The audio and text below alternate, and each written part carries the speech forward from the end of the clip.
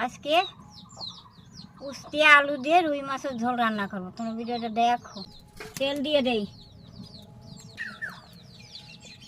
আলু উস্তে দিয়ে একটু ভাজে নেবো, লবণ দিয়ে দেই, হলুদ দিয়ে দেই,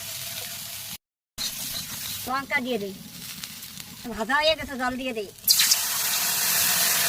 একটু করে লবণ দিয়ে দেই, হলদি দিয়ে দেই, ঢাকা দিয়ে দেই, ঢাকাটা খুলে দেবো। তরকারি এখন ঢেলে দেই, সোমবার দেবো তো। তেল দিয়ে দেই, জিরে দিয়ে দেই, মাছগুলো দিয়ে দেই, তরকারিটা ঢেলে দেই। ঠিক আছে, নামিয়ে নেই। খুব গরম পড়ছে তো, জিরে সোমবার দিয়ে একটা পাতলা ঝোল করলাম। ভিডিওটা তোমাদের ভালো লাগলে লাইক কমেন্ট করে দেবা।